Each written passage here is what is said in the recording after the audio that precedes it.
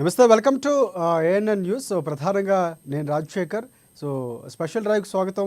చాలా అంశం కీలకంగా చాలా నుంచి ఉన్నటువంటి పరిస్థితి కనిపిస్తుంది. ఇటువైపు సీఎం రేవంత్ రెడ్డితో అల్లు అర్జున్ అంశం కాస్త ఇండస్ట్రీ వర్సెస్ ప్రభుత్వంగా మారినటువంటి పరిస్థితి. దీనికి సంబంధించి ఈరోజు కమాండ్ కంట్రోల్ రూమ్లో మీటింగ్ నిర్వహించారు. సీఎం రేవంత్ రెడ్డితో పాటుగా టాలీవుడ్ సినీ ప్రముఖులు సైతం భేటీ ముగిసింది.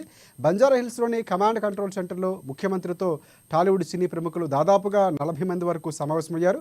హీరోల నాగార్జున, వెంకటేష్, నితిన్, కిరణ్ అబ్బవరం, సిద్ధు జొన్నలగడ్డ, దర్శకులు రాఘవేంద్రరావు, త్రివిక్రమ్ శ్రీనివాసరావు, కొరటాల శివ, వంశీ పైడిపల్లి, అనిల్ రావుపూడి, బోయపాటి సీను, వీరశంకర్, హరీష్ శంకర్, ప్రశాంత్ వర్మ, సాయి రాజేష్, వశిష్ఠ, నిర్మాతలు దిల్ రాజు, అలాగే అలు అరవింద్, సురేష్ బాబు, సుధాకర్ రెడ్డి, సి కళ్యాణ్, గోపి ఆచంట, శ్యాంప్రసాద్ రెడ్డి, బీవీఎస్ ప్రసాద్, అలాగే కేఎల్ నారాయణ, మైత్రి రవి, నవీన్ సీఎంతో భేటీ అయిన వారిలో ఉన్నారు. మొత్తంగా 36 మంది సభ్యులతో రేవంత్ రెడ్డితో సమావేశమయ్యారు. సినిమా టికెట్ల బెనిఫిట్ షోలు, సంధ్యా థియేటర్ ఘటన వంటి పలు అంశాలపై ప్రధానంగా చర్చించినటువంటి పరిస్థితి ఉంది.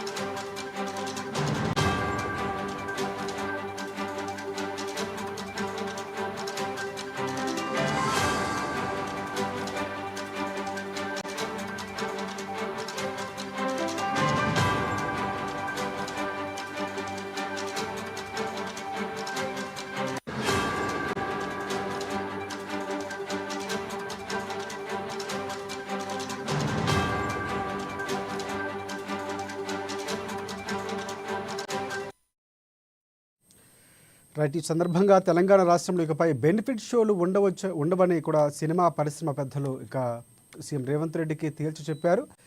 అసెంబ్లీలో చెప్పినటువంటి మాటలకే తాను కట్టుబడి ఉన్నట్లు కూడా సీఎం రేవంత్ రెడ్డి తెలిపారు.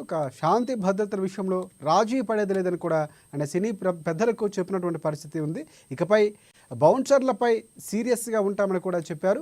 అభిమానులే కంట్రోల్ చేయాల్సిన బాధ్యత సెలబ్రిటీలదే అని తేల్చి చెప్పారు సీఎం రేవంత్ రెడ్డి. ఇక చిత్ర పరిశ్రమకు కాంగ్రెస్ ప్రభుత్వం అండగా ఉంటుందని భరోసా కూడా ఇచ్చారు.